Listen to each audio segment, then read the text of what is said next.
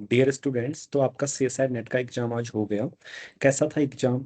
क्या cut off रह सकती है और क्या क्वेश्चंस थे? कुछ क्वेश्चंस को इसमें डिस्कस करूंगा और कुछ महत्वपूर्ण सूचनाएं जो आपके साथ साझा करनी है उसको भी करूंगा। अगर आप इस चैनल पर पहली बार आए हैं तो चैनल को सब्सक्राइब कर लीजिएगा अवश्य ही, और लाइक भी कीजिएगा वीडियोस को।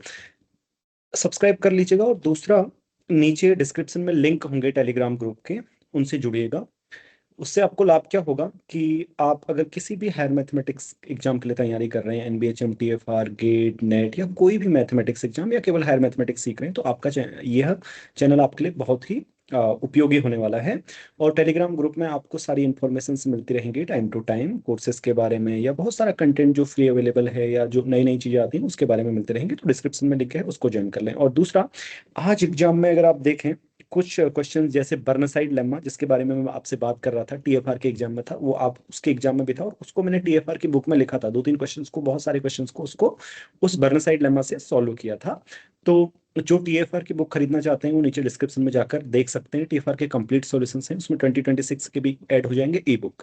तो अब आज के एग्जाम की बात करते हैं। देखो, आज के एग्जाम के जितने क्वेश्चन अभी तक देखे हैं उनसे अनुमान नहीं लगा सकते कि कट ऑफ क्या होगी या कैसा एग्जाम जाएगा। तो एग्जाम हमेशा की तरह बहुत हार्ड होता नहीं या बहुत इजी भी नहीं होता, क्योंकि आपके पास ऑप्शंस होते हैं सीएसआई नेट के एग्जाम में। हार्ड क्वेश्चन है तो आप स्किप कर सकते हैं, राइट। पार्ट बी में आपके पास 40 क्वेश्चन हैं, पार्ट सी में आपके पास 60 क्वेश्चन। तो एक बार जब पूरा एग्जाम आउट हो जाएगा तब उसके बाद हम कट ऑफ के बारे में अनुमान लगा लेंगे, ठीक है। और जो बच्चे एनबीएचएम के लिए प्रिपेयर कर रहे हैं, पहले थोड़ा सा एनबीएचएम एग्जाम के बारे में बात कर लो, 1 मिनट, ठीक है। एनबीएचएम के लिए प्रिपेयर कर रहे हैं, 24 दिसंबर से वो कांटेक्ट कर सकते हैं मैथमेटिक्स में क्रैश कोर्सेज के लिए। सीट्स लिमिटेड है तो जल्दी मतलब आप रजिस्टर करा लीजिएगा। और दूसरा, एनबीएचएम का एग्जाम क्यों देना चाहिए वो मैं आपको बता दूं। एनबीएचएम का एग्जाम बहुत महत्वपूर्ण है, जो आप पहली बार सुन रहे हैं तो अवश्य दें, क्योंकि उसमें कंटिजेंसी ग्रांट भी ज्यादा होता है सीएसआई नेट से, और स्कॉलरशिप भी उतनी होती है, और हाई रिसर्च इंस्टीट्यूट में आपको एडमिशन मिलता है। तो चलिए आज एक सीएसआई नेट के क्वेश्चन के बारे में बात कर लेते हैं, फिर मैं आगे बताऊंगा एग्जाम के बारे में। और कुछ क्वेश्चन जो मुझे दिए गए हैं, एक क्वेश्चन जो मुझे कॉम्प्लेक्स एनालिसिस का बहुत अच्छा लगा वो मैं आपके सामने सॉल्व करता हूँ। तो देखो, क्या आप इसे सॉल्व कर पाए मुझे बताओ। और दूसरा, आप टेलीग्राम ग्रुप में नीचे जुड़िए और वहां पर मुझे सेंड कीजिए क्वेश्चन जिनका भी सॉल्यूशन आपको चाहिए, सारे क्वेश्चंस, ठीक है। जिसका भी सॉल्यूशन चाहिए उनको सेंड कीजिए, और कुछ देर बाद हम एक मेमोरी मतलब एक लाइव सेशन कंडक्ट करेंगे जिसमें आप भी ज्वाइन हो सकते हैं और बता सकते हैं कि ये क्वेश्चन था, और लाइव उसका आंसर पा सकते हैं मुझसे, ठीक है। तो जुड़ने के लिए डिस्क्रिप्शन में देखें। अब आते हैं इस क्वेश्चन पर। तो देखिए, कॉम्प्लेक्स एनालिसिस का है, बड़ा ही अच्छा क्वेश्चन है। आप लोगों ने किया या नहीं किया बताइएगा। तो क्या कहता है ये, एफ एंटायर फंक्शन है, दिया है कि एफ एंटायर फंक्शन है, और हमने एक नया फंक्शन डिफाइन किया है। क्या? Let F is an entire function, entire function F C slash, और आपके पास आपने एक नया फंक्शन डिफाइन किया है सी स्लैश जीरो से, क्या? F Z minus one by Z, ठीक है। तो पूछा क्या है, इसमें चार ऑप्शन से हैं कि G has a pole at zero. ये बहुत आसान है, जी का पोल होगा जीरो पर, क्योंकि देखिए limit Z tends to infinity क्या आ रही है, क्योंकि जीरो ये इन्फिनिटी आएगी, ये एनालिटिक है, राइट। इसको ऐसे भी कर सकते हैं, डायरेक्ट एक्सपेंशन से। देखिए, जीरो पर पूछा है ना, sorry, Z tends to zero मुझे करना चाहिए, limit Z tends to zero G Z अगर आप करेंगे तो, क्योंकि ये तो एफ जीरो आएगा, एनालिटिक है, दूसरा वाला मतलब unbounded, right, one by Z goes to infinity, तो ये ओवरऑल इन्फिनिटी आएगा, ठीक। कैलकुलेट करने के बाद, so I mean overall it will be infinity, so it means it has a pole. Otherwise ऐसे सोच सकते हैं आप, अगर आप इसका पावर सीरीज एक्सपेंशन करते हैं एफ का, तो आपके पास ऐसे आएगा with no principal part, right, N one minus Z. तो इस तरीके से जी जेड का ये लॉरेंट सीरीज एक्सपेंशन आ जाएगा, और इससे क्लियरली पता चल रहा है कि इसके पास एक पोल है। और दूसरा क्या पूछा है, दूसरा पूछा है कि G Z has only finitely many zeros. तो जी के पास फाइनेटली मैनी जीरोज होंगे ऐसा नहीं है, आप बहुत सारे, जैसे कोई भी एग्जांपल ले लीजिए, ऐसे सोचिए पहले, कोई क्या हम ऐसा, अगर आपको चाहिए ना, आपको क्या चाहिए, तो कितने फंक्शंस हैं जो वन बाई जेड के साथ एग्री करते हैं, कुछ एंटायर फंक्शन जो इन्फिनेटली मैनी पॉइंट पे वन बाई जेड के साथ एग्री करते हैं, ठीक है। यानी कि जिनके लिए जेड एफ जेड जो सेटिस्फाई करे, मतलब Z F Z should be one for infinitely many points, ऐसे हो सकते हैं, राइट। कि जैसे फॉर एग्जांपल आप ये ले सकते हो, साइन जेड, हाँ ये एंटायर फंक्शन है ना, साइन जेड ओवर जेड। तो ये भी एंटायर फंक्शन है, राइट। इसकी लिमिट जीरो होती है, जीरो पे रिमूवेबल सिंगुलरिटी है, आप कर सकते हैं, एंटायर बना सकते हैं इसको। तो ये sine Z in for infinitely many points one होता है, ओके। तो इसका मतलब ये जरूरी नहीं है कि सही है, अगर फाइनेटली मैनी जीरो बोला है तो इन्फाइनेटली के लिए फिर इन्फाइनेटली मैनी जीरोज भी हो सकते हैं और फाइनेटली भी हो सकते हैं। और दूसरा है कि maximum of G on unit circle is greater than equal to one. ये है मैक्सिमम मॉडल्स प्रिंसिपल का। तो इसको देखो, मैक्सिमम जी चाहिए आपको, तो जेड आप ये Z F Z minus one ये फंक्शन डिफाइन कीजिए। इससे आपको कुछ पता चल सकता है, ओके।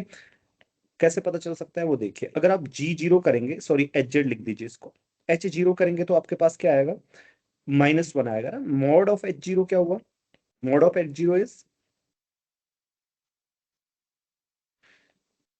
This one, right.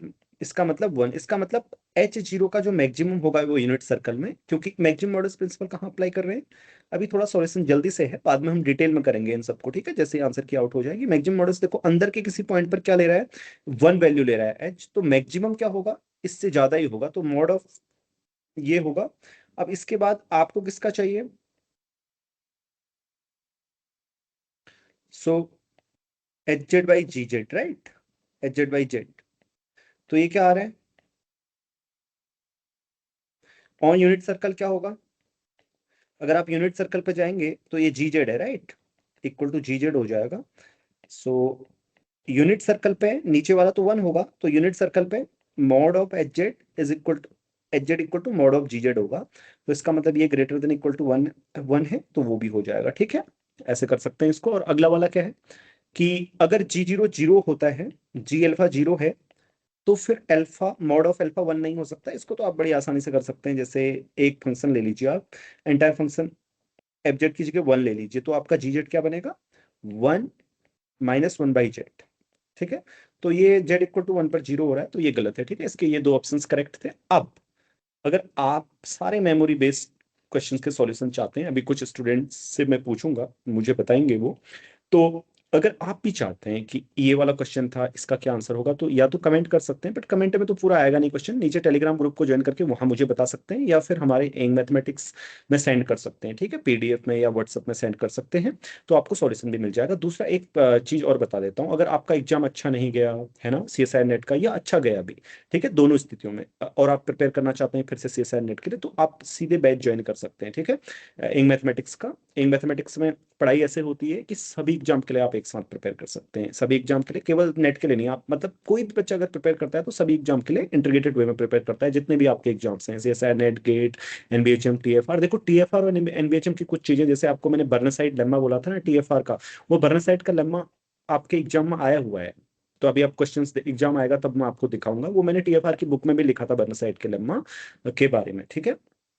और भी टीएफआर की प्रॉब्लम, जैसे मैट्रिक स्पेसिस कोर्स में मैंने आपको पढ़ाया था डिस्टेंस फंक्शन के बारे में, तीन चार प्रॉपर्टीज आई हुई हैं डिस्टेंस फंक्शन की, तीन प्रॉपर्टीज, और एक चौथा है वो ऑप्शन, फिर थोड़ा सा हल्का, अगर आपको मैट्रिक स्पेस आता है तो वो सब मैंने कराया था मैट्रिक स्पेस के कोर्स में। अगर आप मैट्रिक स्पेस के कोर्स देखना चाहते हैं तो यूट्यूब के प्ले लिस्ट में होगा, वहां जाकर दे सकते हैं, या वेबसाइट से नीचे बाय भी कर सकते हैं, ठीक है। तो ये सारी चीजें पड़ी हुई हैं, बहुत कोई अनोखी चीज नहीं है। और गैल्वा थ्योरी का बहुत अच्छा क्वेश्चन आया हुआ है, इसको भी करेंगे, ठीक है। तो आप सारे, इसके बाद एक वीडियो आएगा उसमें मैं डिस्कस करूंगा। बस अभी के लिए आपको इतना ही है कि एनबीएचएम का क्रैश कोर्स 24 दिसंबर से स्टार्ट हो रहा है, उसके लिए पहले से पहले रजिस्टर कर लीजिए। और आगे आने वाले जितने भी एग्जाम्स हैं उनके लिए प्रिपेयर करना चाहते हैं इंटीग्रेटेड वे में, एक साल तक या साल आज 6 महीने तक, तो इन मैथमेटिक्स में जल्दी से कांटेक्ट कर सकते हैं, ठीक है, क्योंकि सीट्स लिमिटेड होती हैं, लिमिटेड एडमिशन होंगे। सो इसी के साथ अलविदा, फिर मिलते हैं आपसे नेक्स्ट वाले वीडियो में। आप अपने कमेंट में विचार शेयर कीजिए, ठीक है। नमस्कार।